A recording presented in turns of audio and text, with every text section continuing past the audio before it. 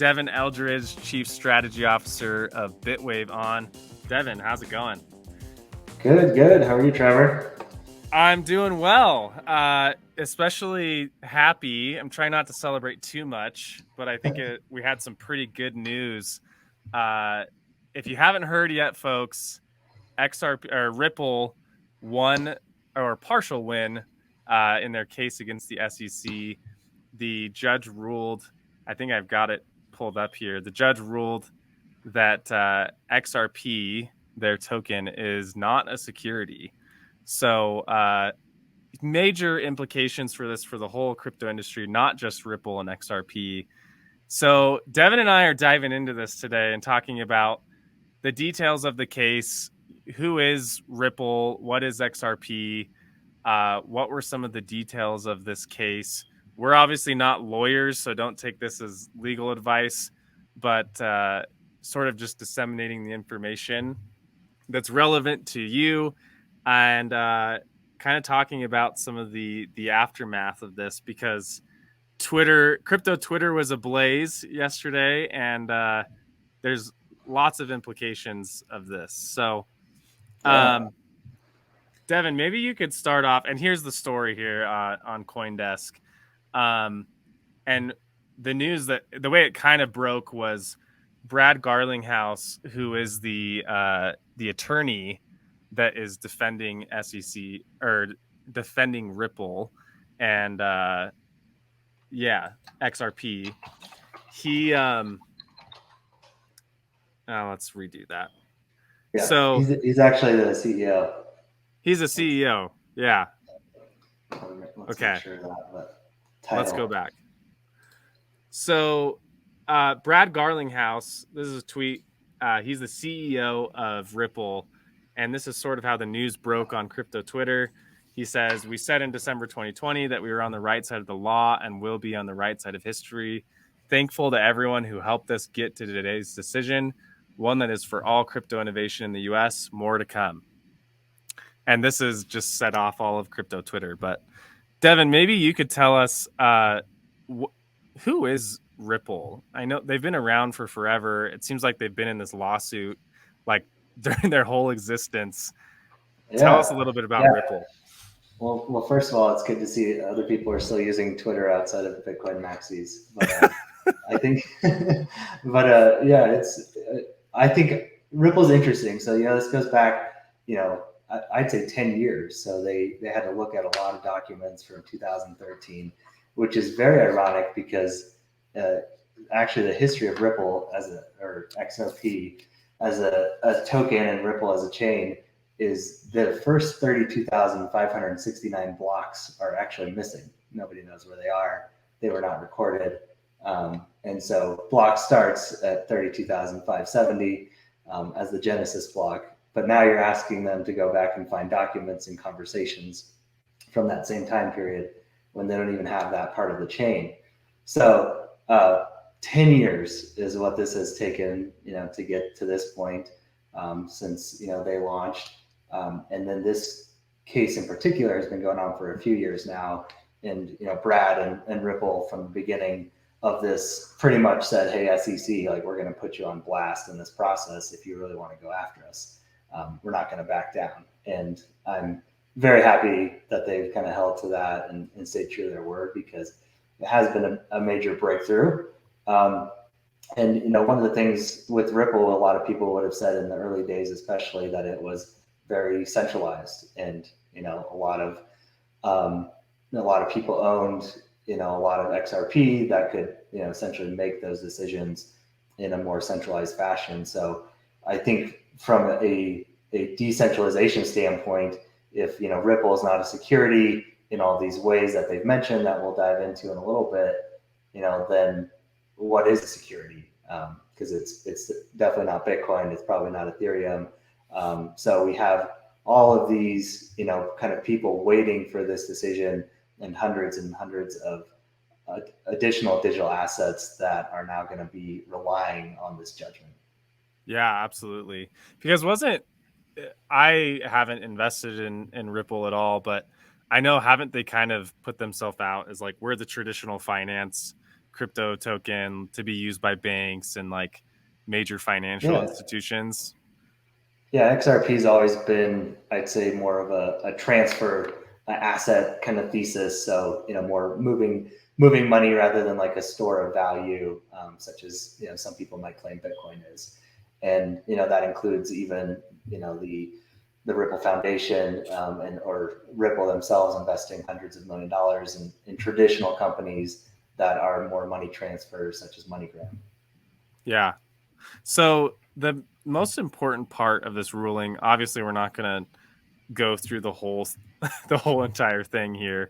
But and this is another tweet from Brad Garlinghouse, their CEO. He says XRP, and this is directly from the judge's ruling. XRP Mm-hmm. as a digital token is not in and of itself a contract, transaction, or scheme that embodies the Howey requirements of an investment contract. This is now a matter of law, not up for trial. So, there, and you'll notice there's some pretty heavy legal jargon there. That's because we're talking about the Howey test, which is, a test that's, and we've talked about this time and time again and beat it to death over the last couple of years. But essentially, it's a test to tell what is a security, what is not. And one of the prongs of this test is it an investment contract? And so essentially, the judge ruled that that XRP in and of itself is not an investment token and therefore not a security. It is a little bit more nuanced than that in the sense that Yeah. sometimes it is an investment contract, sometimes it isn't. Maybe you can hit on that, Devin. Yeah, and I think the importance of this is really because by the judge saying this, it now takes XRP out of the SEC's jurisdiction. And so, while there are a few nuances, and I saw you just pull up the quote from Stuart here, this kind of gets into a little bit, but the rulings here are: one, XRP is not a security. That's the biggest one. And then also, as a matter of law, he goes through these other specific contracts or actions that Ripple took that were also deemed not to be securities. So exchanges selling XRP, which XRP got delisted from a bunch of exchanges, those were not security sales, which is going to have huge ramifications in the Coinbase case, because now they're saying SEC is suing Coinbase for the sale of securities. Now they're saying this one's not a security. What other ones are also not securities now comes into question, whereas the SEC was kind of dictating that of their own free will. So that's really a big one. The sales by the executives were not securities, probably great for all the Ripple executives personally. And then also the distributions, which I think is a huge one, because this means if a new foundation issuing a digital asset is paying employees, is paying community members, distributing airdrops as part of participation on new protocols, I think this ruling really helps them kind of figure out what wasn't a sale of a security in those instances, and maybe there's some precedent that they could follow in how they set up those distributions, how they set up those airdrops. Yeah. So long story short, a lot of the questions that enterprises dealing with digital assets have been facing, and crypto protocols, anyone that deals with crypto in some way, a lot of their questions were answered yesterday by the court. And all of these activities, whether it's sales on exchanges, sales by executives, distributions, looks like you're in the clear, meaning they are not securities. Yeah, and I'd say it looks like. Yeah. I think it's a huge step. Obviously, the SEC is gonna think something different. But one of the things that did come out was some of the over-the-counter sales of XRP to certain investors were securities, was also deemed. So I think that's an important takeaway of like when you are structuring these OTC sales, you are selling that to an investor who is pretty much, believing they're going to profit off of the future efforts. So maybe, there's more nuance in how you structure those, or, maybe it was in the communications. I think we'll have to dive into some of those contracts and communications around that to see what happened there. Yeah, absolutely. There was another analysis that I thought was really good. This one gets into a little bit more of the details by Meta Lawman. And he says, while the court rules that some of Ripple's institutional sales of XRP were investment contracts and thus the sale of unregistered securities. So that's the part you're talking about, correct? Of Yeah, some of that's these correct. institutional sales where it's primarily investors. Is that who we're talking about here that are looking to profit? I think it was mentioned that these were over-the-counter sales, so these were, just more, hey, let's write up a contract. There's some language in there around, what's going to happen with this XRP sale, and maybe there are some communications around some of those, because it doesn't say, all of those, it just says some. And then it also said that the sales by the like founders of Ripple, or some of the executives, were not sales of securities. So unsure what the difference between some of those contracts or communications were, that, some of those were deemed sale of securities and some were not. Mm-hmm. Yeah. So one thing that you mentioned was Coinbase, right? And what this means for the Coinbase versus SEC case. This is what everyone was talking about just a couple weeks ago. Binance also came under fire. I think there might be a little bit more legitimacy to some of the claims there.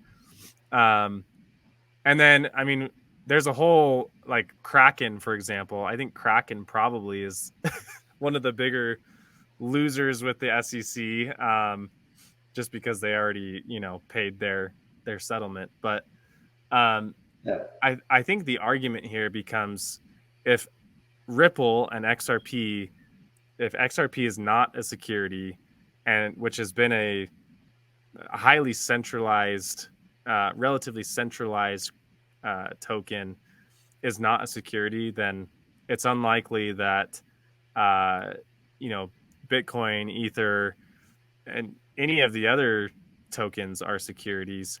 And it sort of defangs Gary Gensler's whole case against Coinbase, because the main arguments of that case are that and this last with Coinbase, they even said that they listed specific tokens saying, like, yeah, this token,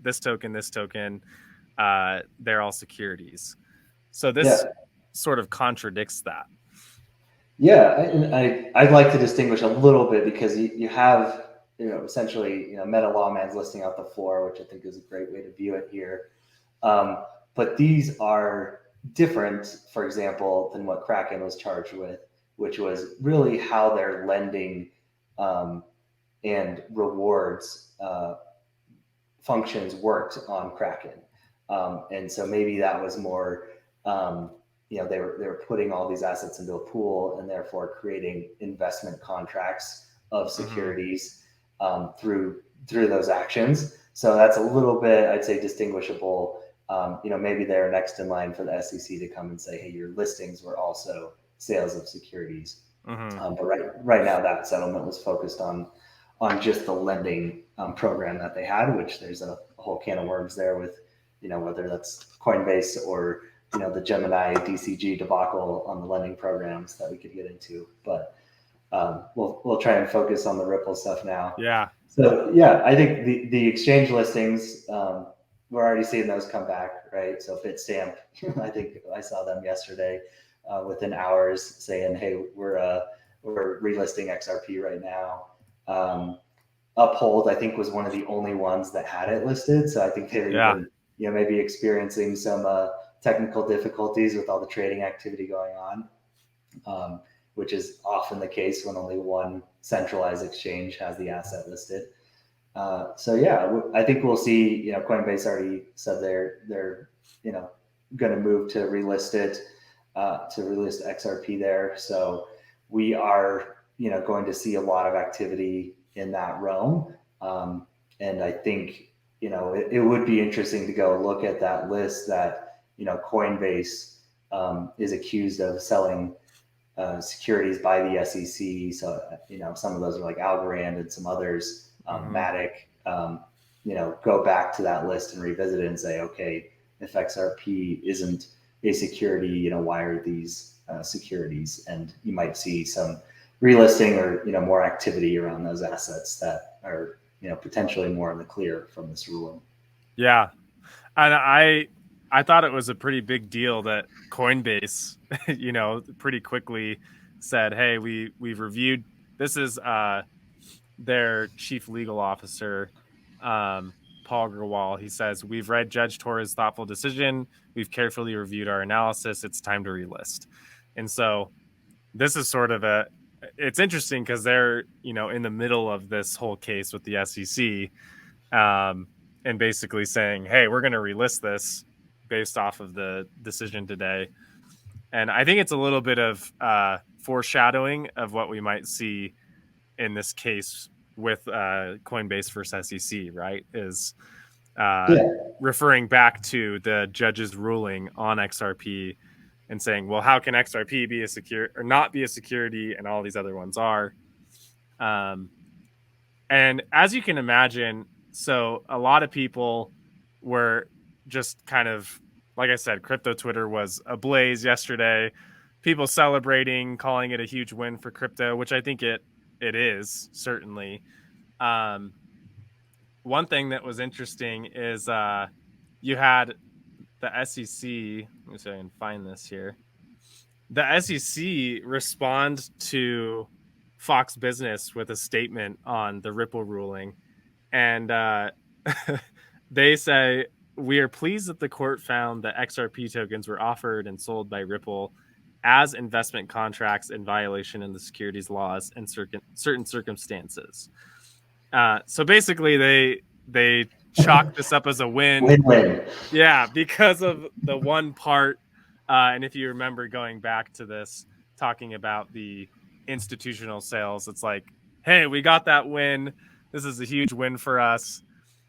Which some of the tweets I saw of people just totally making fun of this is like, this is a government agency. They shouldn't be celebrating depending on how, you know, what the ruling is, regardless. But I did think that was funny that both Yeah. sides are calling it a win. Yeah, yeah, and you can see. I think that the bigger, maybe win for the SEC here is that the court rejected the argument that the Howey test isn't clear. So that was kind of one of Ripple's things. Is like, hey, let's update the Howey test. It's unclear. It's old. It's antiquated. And the judge said here, no, it's pretty clear, even though it was made for oranges almost 100 years ago. It still stands true and can help out with this determination. And in fact, the judge saying it is clear enough that the judge themselves made a determination on whether or not it was security using the Howey test. So Yeah, kind of like, interesting way for the SEC to say that, but then also say like the judge used the Howey test and said that XRP is not a security. So a yeah, little bit weird for SEC to celebrate that, but I guess I can kind of see the angle. yeah, totally. Um, and so some of the resulting chatter after this has been Representative Richie Torres saying that he wants to he's calling for an investigation into the SEC, because I think it really, this ruling especially has started to undermine the credibility of the SEC in some senses, where it's like, how come it took Gary Gensler and the SEC so long to establish clear guidance and even say things that are contradictory to what the courts are now saying. So we'll have to see how that unfolds. But lots of people, I think you see some Republicans already starting to look into the SEC, and now you have Democrats becoming, which makes me happy. It's becoming more of a bipartisan issue, which I really believe it should be. Um, but Yeah, interesting to see that, you have Yeah, both and I sides. think yeah, it's not overly surprising that this is kind of where we've ended up with, a Congress that really can't pass much and, get much done. So what does that end up doing is Congress has delegated some of these powers to the, SEC for, regulation.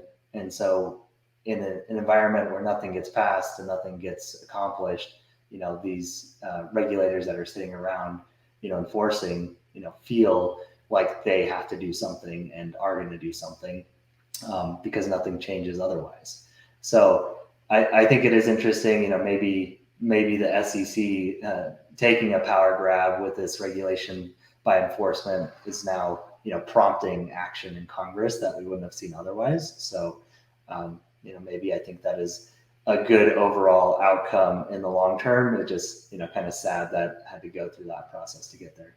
Yeah, it is. It's been a fascinating lesson in government and how government works. I'm going back to like junior high, middle school, where it's like you're learning about the different branches of government and how a bill becomes a law, schoolhouse rock type stuff. But it They didn't tell you about the fourth branch with all these agencies, did they? I don't they remember that didn't. They one. lied. They lied.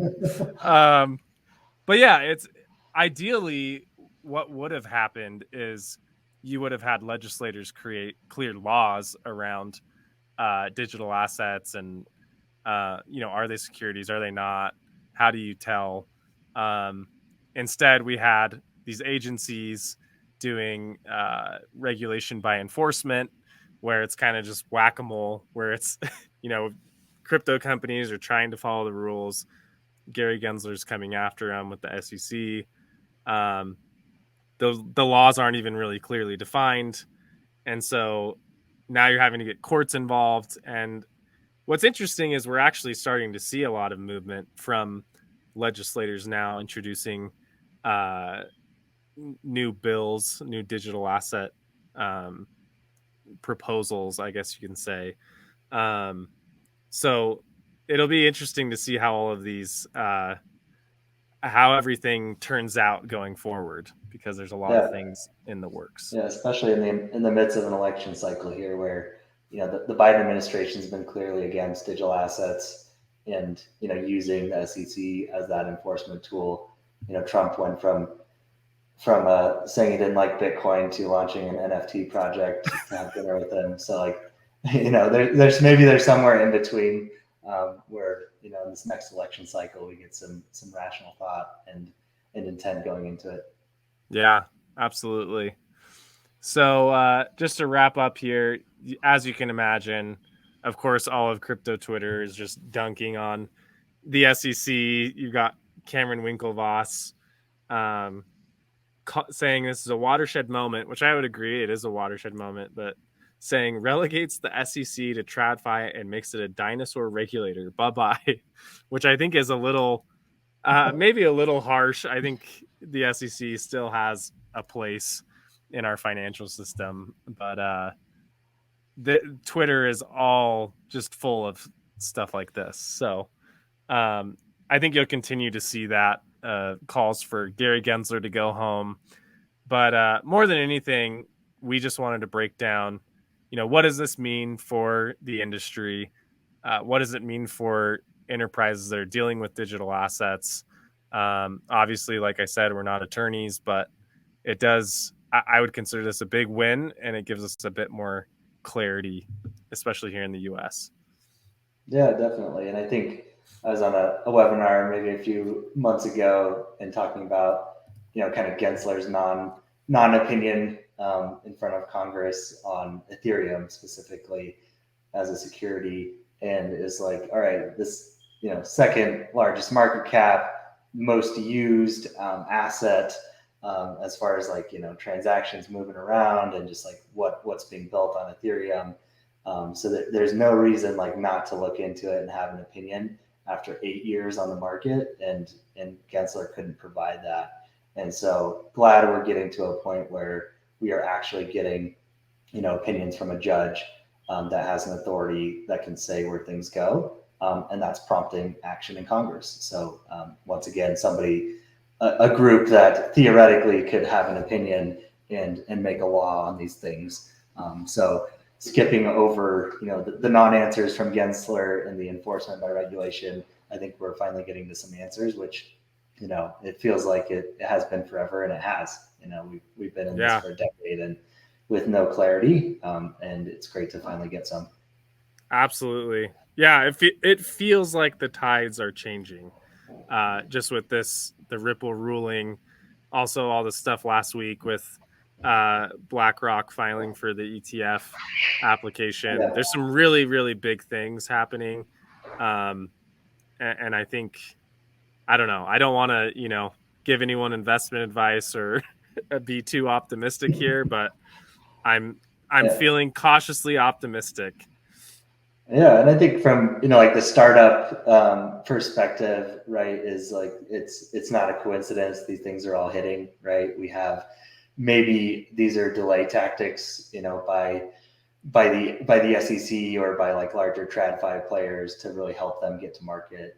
We've seen them finally start to come to market this year with custody solutions that are great, I think that are needed, and that are also helping them get to a point where they can offer digital assets. We've seen some big pivots in opinion by a lot of these TradFi players in the market this year, and so I think a lot of this was also how do we catch up to what is an inevitable technology that's going to change the shape of the financial system. And now I think we're seeing that we're kind of like, okay, we caught up a little bit, and now maybe it's kind of game on for everybody with some of these future rulings coming out. Yeah, definitely. Well, I think that pretty much covers it. Devin, thanks for coming on, and Of course. catch you guys for the next one.